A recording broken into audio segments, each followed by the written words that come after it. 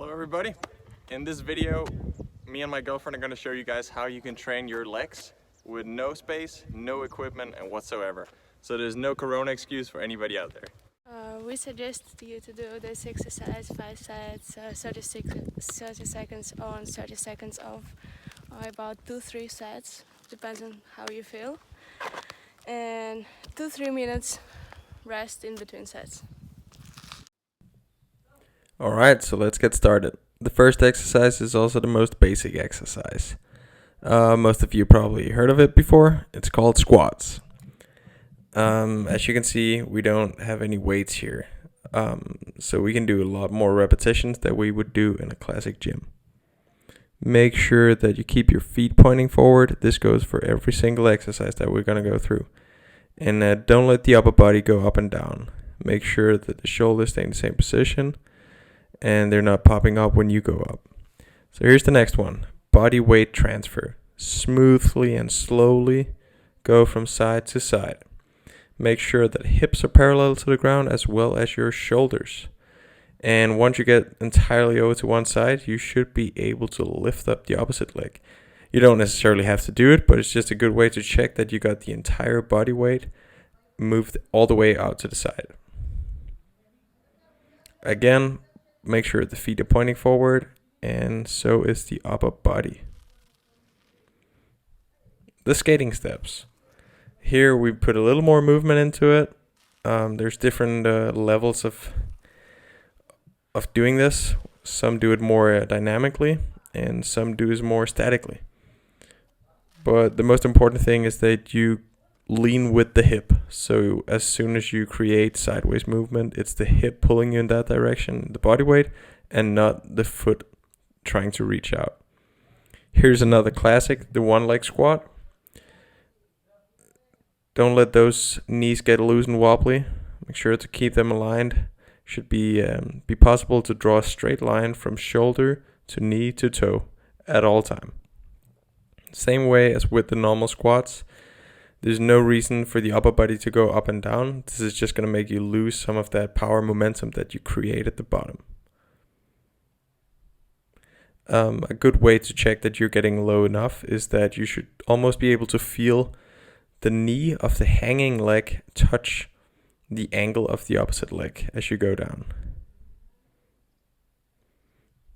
A common mistake when doing this exercise is that the rear leg, called the recovery, the one that's just hanging, that's pointing to the side. It should be in the way you're facing. So like, don't try and hide that rear leg behind the other leg or point it away from the body.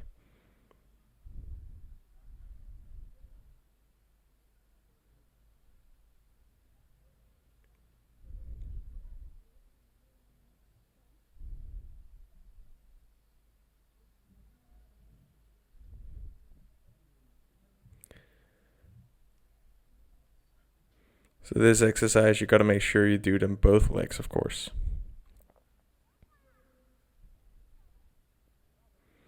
It's an easy way to cheat by taking a little break at the top of it, because then you get to straighten the leg completely.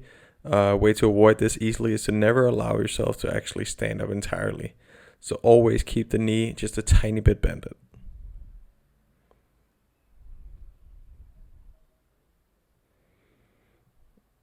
As you see, there you can decide to do this using the arms or having the arms in the back.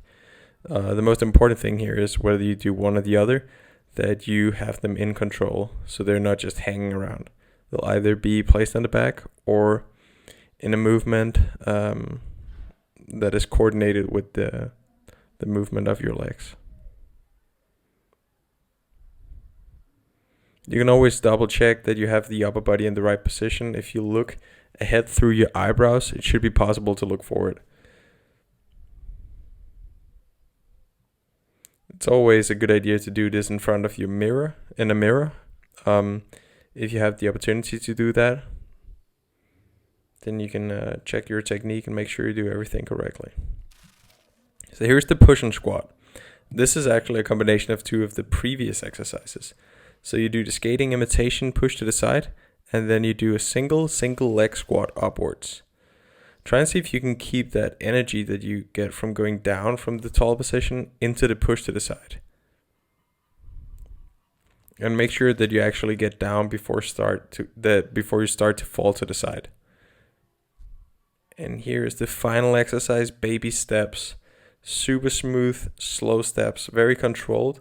And make sure that you really engage your hips and your glutes in this one. You don't want to go too far from side to side, and you don't want to move the knees around too much. Thanks a lot for watching. Have fun doing those exercises and stay fit even if you stay at home. And don't forget to subscribe to the YouTube channel because there will be much more.